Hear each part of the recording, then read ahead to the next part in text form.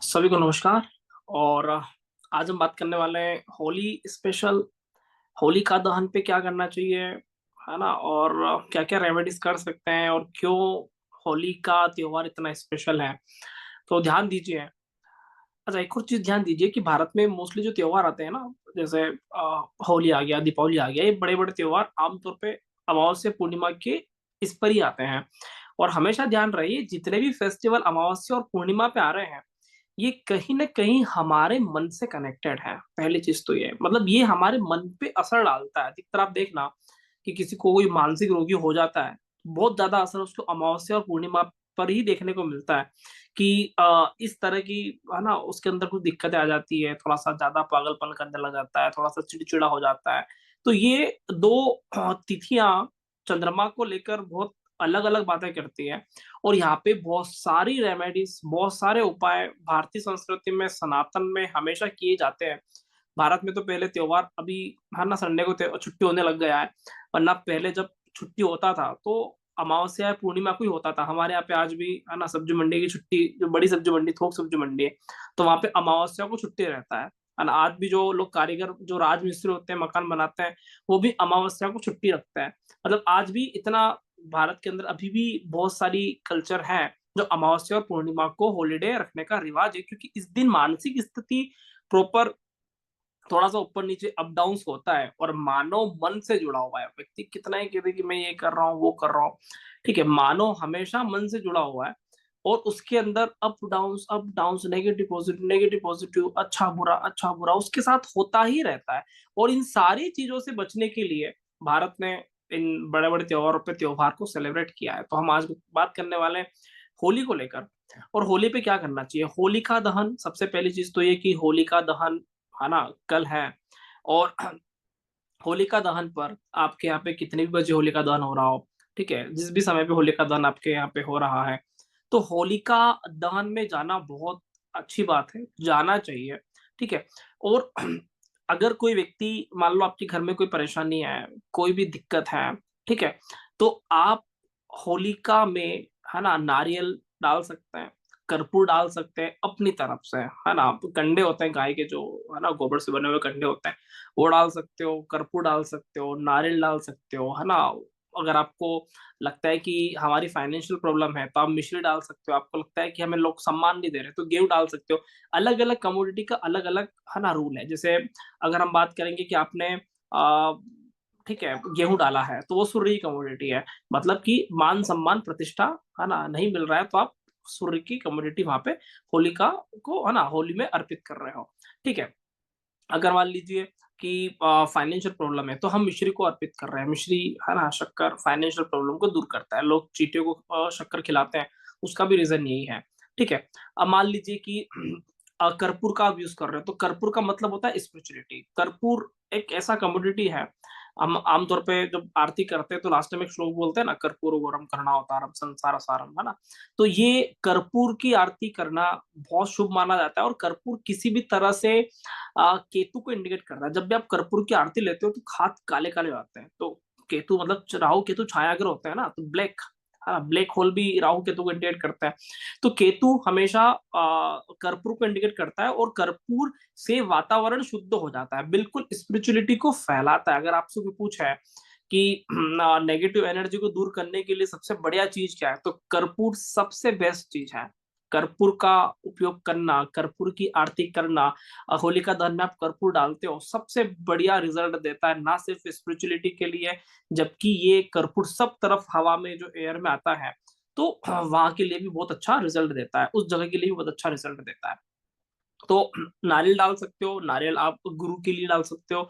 गुरु की रेमेडीज करना नितांत आवश्यक है। भारतीय संस्कृति में हमेशा कहा जाता है कि गुरु की रेमेडीज करना चाहिए। तो गुरु की रेमेडीज के लिए आप बिल्कुल उसमें, है ना, नारियल डाल सकते हो। शुक्र की रेमेडीज के लिए जो नया धान आता है ना, हमारे इधर गेहूं आता है, जो नई फसल आती है, तो नई फसल सबसे पहले होली में डाल देते हैं थोड़ा सा, है ना, और उसको, है ना, यूज भी कर लेते हैं, ठीक है। तो आप, हाँ, नई फसल को लेकर डाल सकते हो। तो जिस भी ग्रह को लेकर आपको अगर समस्या है ना, मंगल के लिए भी आप नारियल डाल सकते हो, ठीक है। जिस भी ग्रह को लेकर आपको समस्या है, वो प्लेनेट के, है ना, कमोडिटी आप डाल दीजिए, ठीक है। गुरु का डालना है ना, अगर आप गुरु का डाल देते हो तो लगभग सारी ग्रहों की रेमेडीज हो जाती है। तो नारियल बिल्कुल डाल देना है।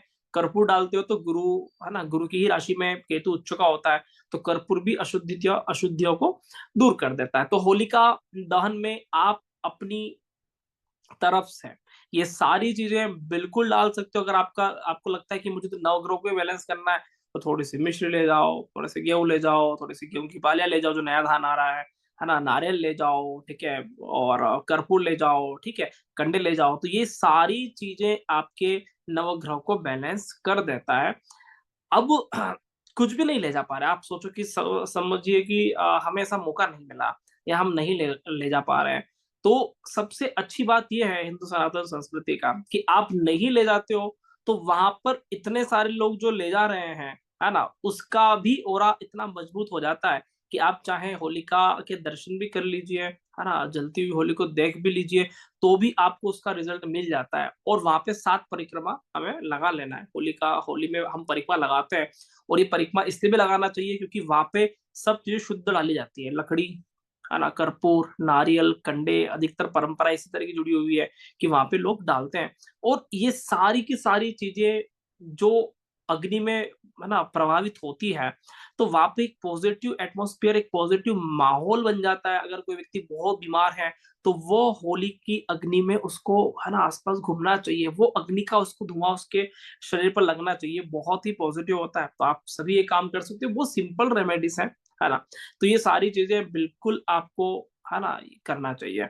और इसके अलावा भारतीय संस्कृति में कई लोग बहुत अच्छे से जानते ही हैं, है ना, कि बीमार होते हैं तो ठीक है, 7 बार उबार के, ठीक है, डाल देते हैं, है ना, गेहूं को या धान को, ठीक है। तो बहुत सारी चीजें डाल सकते हो। एक और चीज, आपके जीवन में कुछ भी नेगेटिविटी हो रही है तो क्या करना है, एक पर्ची बनाकर, ठीक है, एक पर्ची में लाल रंग के पेन से लिख देना है कि भैया मेरे जीवन में परेशानी है, मैं इस चीजों से बहुत हार चुका हूँ, हमारा बहुत लोन कर्ज बढ़ चुका है ना, फाइनेंशियल प्रॉब्लम हो चुका है, फैमिली में दिक्कत है, संतान को लेकर दिक्कत है, बेटा बात नहीं मान रहा है, पति दारू पी रहा है, एक्स वाई जेड कुछ भी समस्या है, तो वह पर्ची में लिखकर आप बिल्कुल लाल रंग से लिख सकते हो पेन से। अगर बहुत अच्छी बात है, अगर आप कुमकुम से लिखो, माचिस का आप तिली लगाकर, ना रुई लगाकर कुमकुम से लिखो कि भैया ये चीजें ठीक हो जाए, तो वो करो तो और भी बहुत अच्छी बात है। आप ये, है ना, चीजें लिख दीजिए जो आपको जलाना हो कि भगवान ये चीजें खत्म करें, फाइनेंशियल प्रॉब्लम दूर करें, है ना,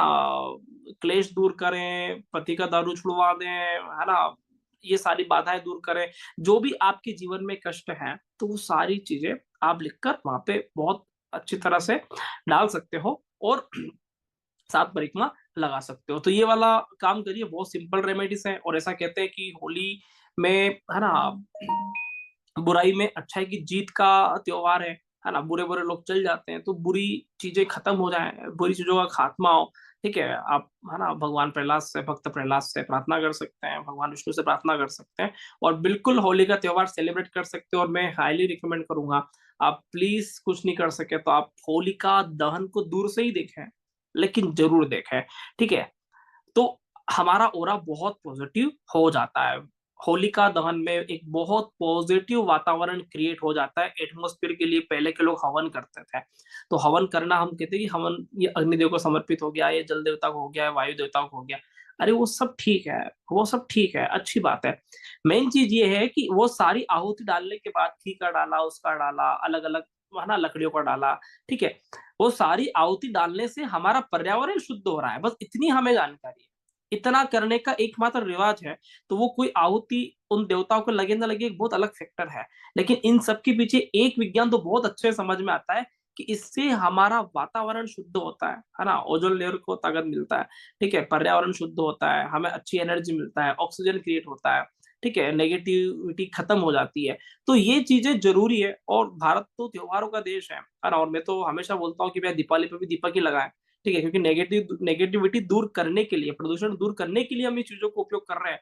और बहुत अच्छी बात है कि होली में हम पटाखे नहीं फोड़ रहे हैं, है ना, होली का ही दहन कर रहे हैं। तो ये बहुत खुशी की बात है कि चलो कम से कम एक त्योहार तो हमारा सेफ रहा, कि जो एक्चुअल में जो वातावरण को और पर्यावरण को शुद्ध रखने के, है ना, वैज्ञानिक महत्व से, धार्मिक महत्व से और आध्यात्मिक महत्व को, है ना, पूरी तरह से फुलफिलमेंट कर रहा है।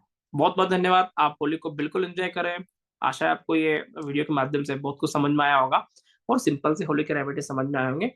धन्यवाद, नमस्कार, जय जय श्री राम।